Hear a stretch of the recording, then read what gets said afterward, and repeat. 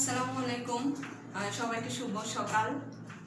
আমরা আজকে অষ্টম শ্রেণীর শিক্ষার্থীদেরকে অত্যন্ত সুন্দর একটি কিশোর বিষয়ক গল্প নিয়ে আলোচনা করার জন্য আজকে এখানে এসে উপস্থিত হয়েছি। যদিও আমি জানি না তোমরা বাসায় সবাই কেমন আছো, মানে খুব বেশি এই দিনগুলোকে এনজয় করছো কিনা বা পড়াশোনার সাথে একটু সম্পৃক্ত আছো কিনা সেটা সত্যি আমি জানি না। কিন্তু সত্যি বলতে কি জানো, তোমাদের এই গল্পটা পড়ার পর আমার মনে হলো আমি অল্প কিছু সময়ের জন্য হলেও সেই তোমাদের কিশোর বয়সে ফিরে গিয়েছিলাম। আর এই গল্পটা তো তোমাদেরই পড়ে পাওয়া গল্পটা বিভূতিভূষণ বন্দ্যোপাধ্যায় যেভাবে লিখেছেন, আমার মনে হচ্ছে তোমাদের মনের কথাগুলোই উনি ওনার লেখনী রূপে ওনার কলম দিয়ে একটি গল্পের মাধ্যমে তুলে ধরেছেন। তো আশা করছি তোমরা গল্পটা খুব মন দিয়ে পড়েছো, আর যারা পড়নি আসলে খুব মিস করলে। এটা খুব সুন্দর একটা গল্প, তোমাদের এই গল্প আমার মনে হচ্ছে তোমাদের এটা পড়ে নেওয়া উচিত। তো আমরা আজকে তোমাদের জাস্ট লাইক কি কি ভালো দিকগুলো আছে ওই দিকগুলো আমরা জানবো। মানে তোমরা আসলে চাইলে কি করতে পারো আর কি করতে পারো না, বিভূতিভূষণ বন্দ্যোপাধ্যায় তার পরে পাওয়া গল্পে কীরকম মতামত ব্যক্ত করেছেন আমরা একটু শুনবো। এটা পড়া না আসলে, তোমরা আসলে যখন পড়তে বসো বইয়ের মোটামোটা মলট দেখে মোটামোটা কাগজ লেখাগুলো দেখে তোমরা ভেবে নাও যে এটাও পড়া। আসলে আমরা পড়াকে যখন পড়া ভাবি তখনই এটা আমাদের কাছে খুব মানে অর্জন করতে খুব কষ্ট হয়, দুর্বোধ্য মনে হয়। কিন্তু পড়াকে পড়া ভাবাটা ঠিক না। পড়াকে তুমি যদি ভাবো যে আসলে এটাতে কি বলেছে, আমার ব্যাপারে কিছু বলেছে কিনা, আমাদেরকে নিয়ে কিছু বলেছে কিনা, শিক্ষণীয় কিছু আছে কিনা, তাহলে আসলে আমাদের পড়তেও খুব আনন্দ লাগবে। তো প্রমোদ চৌধুরী একটা কথা বলেছে যে সাহিত্যের মূল উদ্দেশ্য জ্ঞান অর্জন করা না, সাহিত্যের মূল উদ্দেশ্য হচ্ছে মনের খোরাক নিবারণ করা। আর বই হচ্ছে সেটাই। আর বাংলা প্রথম পত্র সাবজেক্টটা তো অসাম একটা সাবজেক্ট, যেটা তোমাদের অন্যান্য বই পড়তে খারাপ লাগলো আমার মনে হয় না এটা পড়তে খারাপ লাগবে, আমার কখনো খারাপ লাগেনি। তো যাই হোক, আমরা আজকে তোমাদের ভালো ভালো দিক কি আছে, তোমরা কি কি কাজ করতে পারো চাইলে আর কি কি করতে পারো না, এই দিকগুলো একটু পড়ি, জানি। ওকে, পড়ে পাওয়া বিভূতিভূষণ বন্দ্যোপাধ্যায় লিখেছিলেন। এটা একটি বিখ্যাত কিশোর গল্প। কাদের? তোমাদের গল্প বিখ্যাত। সেকেন্ড, তোমরা চাইলেই তোমাদের সততার আত্মপ্রকাশ করতে পারো। তোমরা কি এটা জানো? তুমি দেখেছো যে বিধু, সিধু, তিনু, বাদল এবং ওরা অনেকগুলো ফ্রেন্ড ছিল। ওরা যখন খেলাধুলা করছিল, আমি গল্পটা পড়ার সময় ডুবে গিয়েছিলাম ওই সময়ে, যে হ্যাঁ ওরা যখন খেলছিল তখন পশ্চিমে মেঘের আওয়াজ হচ্ছিল। আমি নিজেও আসলে জানতাম না পশ্চিমে মেঘের আওয়াজ হলে যে এরকম ঝড় হয়, কিন্তু ওরা জানে। তুমি দেখো, ওরা ঠিকই জানে, ওদের বেসিক অনেক ভালো। তো ওরা জাস্ট ওই জিনিসটা ফিল করে সবাই আমতলায় চলে গিয়েছি। কালবৈশাখী ঝড়ের মধ্যে আম কুড়ানোর কি দুরান্ত একটা উদ্দীপনা। আমি ওদের মাঝে যখন পড়ছিলাম আমি হারিয়ে গিয়েছিলাম। আমার মনে হয় তোমরা পড়লে তোমরাও হারিয়ে যাবে। যারা পড়ো নাই তাড়াতাড়ি করে এটা পড়ে নাও, খুব মিস করেছো। তো ওই বন্ধুরা মিলে আম কুড়াতে গিয়ে যখন দুজন আলাদা আলাদাভাবে আম কুড়ালো, আমগুলা খুব বেশি হয়ে গিয়েছিল আর রাখতে পারছিল না, বোঝাই হয়ে গিয়েছিল হাতে। যখন এগুলা প্রায় সন্ধ্যা হয়ে যাবে এমন সময় ওরা যখন এই আমগুলা রাখতে যাচ্ছিল, ঠিক তখন ওরা কি পেয়েছিল? একটা কাঠের বাক্স পেয়েছিল। ওয়াও, ইমাজিন, চিন্তা করো তোমরা পেলে তোমরা ওই কাঠের বাক্স কি করবে।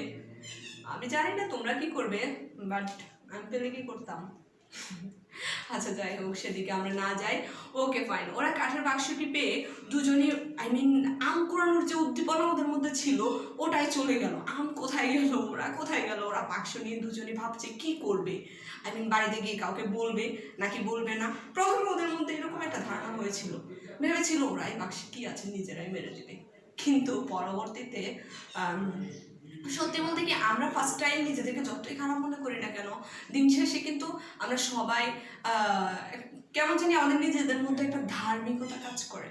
সো ওদেরও পর মুহূর্তে ওদের মধ্যে একটা ধার্মিকতা কাজ চলে আসছে ওদের বন্ধুর মধ্যে, যে না আমরা এই বাক্সটা কুড়িয়ে পেয়েছি, আমরা এটা তার প্রকৃত মালিককে ফেরত দেব। আমরা পেয়েছি, আমাদের মধ্যে অনেক উদ্দীপনা, বাট যে হারিয়েছে তার মধ্যে তো আসলেই অনেক কষ্ট। মানে যে হারায় সে জানে হারানোর যন্ত্রণা কতটুকু। তো এই বাচ্চা ছেলেগুলো কিশোর বয়সে ওরা যে এইটুকু বুঝতে পেরেছে, মানে ইটস এনাফ। খুব ভালো বুঝেছে ওরা, আসলে ওরা ওদের খুব বুদ্ধিমত্তার পরিচয় দিয়েছে এবং তারা বড়দের মতো কাজ করতে পারে সেটারও একটা সুন্দর পরিচয় দিয়েছে।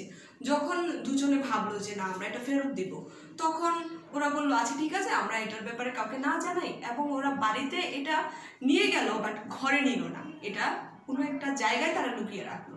লুকিয়ে রেখে ওরা নিজেদের মতো করে একটা মিটিং করলো। আই মিন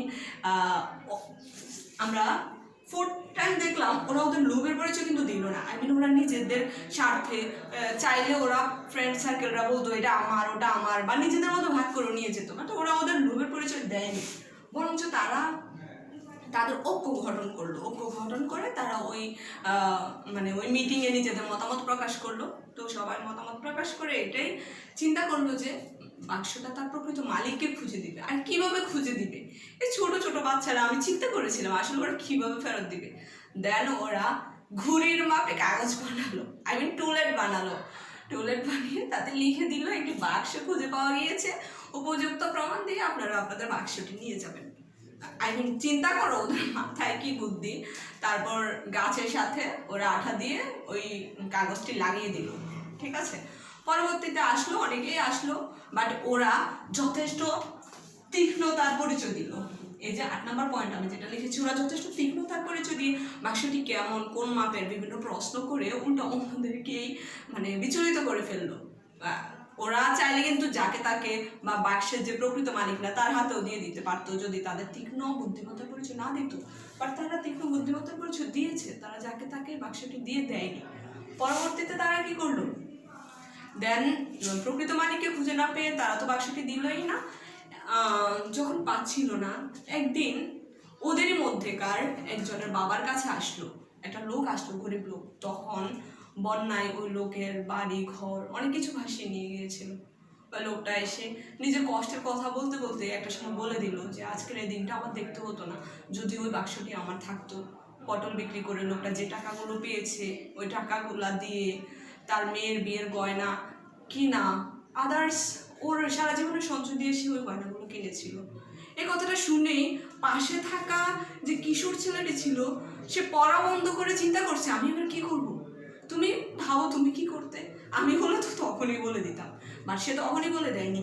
সে আবারও গিয়েছে তার ফ্রেন্ডদের কাছে, সবাই মিলে আবারও মিটিং বসেছে। মিটিং বসে আবারও সিদ্ধান্ত হলো ওই যে ওই লোকটির হাতে তারা বাক্সটি তুলে দিবে, বাট জিজ্ঞেস করবে ওটি কোন রঙের বাক্স ছিল, কি পরিমাপে ছিল। পরবর্তীতে ওদেরই সিদ্ধান্ত অনুযায়ী ওদের মধ্যে সবচেয়ে বড় মেবি বিধু ছিল, যে অনেক ব্রিলিয়ান্ট, সে তার নিজের অত্যন্ত বুদ্ধিমত্তা পরিচয় দিয়েছে। সে লোকটিকে দেওয়ার সময় ওটা কাগজে লিখেও রেখেছিল, আমরা হলে তো ভুলে যেতাম। তো যাই হোক, অবশেষে উপযুক্ত লোকের হাতে আমরা কাঠের বাক্সটি তুলে দিতে, টিনের বাক্সটি তুলে দিতে পেরেছিলাম। আই মিন তোমরা পেরেছিলে, বুদ্ধিমত্তার পরিচয় দিয়েছিলে এবং দায়িত্বশীলতার সাথে তোমাদের কর্তব্য তোমরা কিভাবে পালন করতে পারো সেটারও পরিচয় দিয়েছিলে। আর দরিদ্র অসহায় একটা মানুষের মুখে কিভাবে হাসি ফুটিয়ে ওঠে সেটাও আমরা তোমাদের বুদ্ধিমত্তার মধ্য দিয়েই দেখেছি। সো আসলেই আমি বলবো খুবই সুন্দর একটা বিখ্যাত কিশোর গল্প বিভূতিভূষণ বন্দ্যোপাধ্যায় এটা পড়ে পাওয়ার মাধ্যমে আমাদেরকে দিয়েছেন। এই গল্পটা আসলে অনেক বেশি শিক্ষণীয়, আর তোমরা যে চাইলে কি করতে পারো সেটা এখানে আসলে দৃষ্টান্তমূলক। তো আশা করছি আমার প্রিয় শিক্ষার্থীবৃন্দরা অবশ্যই তোমরা এই গল্পটি পড়ে জাস্ট নিজেদের মতো করে তোমাদের নিজেদের কি কি বৈশিষ্ট্য আছে, এই যে যেভাবে লিখেছি আমার মনে হয় তোমরা চাইলে আরো বেশি বের করতে পারবে, আমার মনে হয়, but I don't know that. তোমরা আরো বেশি বের করতে পারবে তোমাদের আসলে গুণাবলীগুলো কি কি। সো আমরা যখন সৃজনশীল কোশ্চেন করবো 1 নং 2 নং 3 নং 4 নং, আই মিন যেখান থেকেই করুক তোমাদের প্রবলেম হবে না, অ্যাটলিস্ট এই গল্প থেকে প্রবলেম হবে না। এটা খুব মজার একটা গল্প, আর আমরা অবশ্যই গল্পটি ভালোভাবে পড়ে যেই জিনিসগুলো আমাদের কাছে রিমার্ক মনে হবে আমরা একটু কষ্ট করে পেন্সিল দিয়ে দাগিয়ে নিব। দেন আমরা এই গল্প শেষে যে সৃজনশীল কোশ্চেনগুলো আছে এগুলো একটু কমপ্লিট করে ফেলবো, ঠিক আছে। আশা করছি এই গল্পটা পড়ার পর তোমরা বইয়ের শেষে সৃজনশীল প্রশ্নগুলা কমপ্লিট করে নিবা, ঠিক আছে। তো ধন্যবাদ। পরবর্তী ক্লাসে অবশ্যই দেখা হবে। আল্লাহ হাফেজ।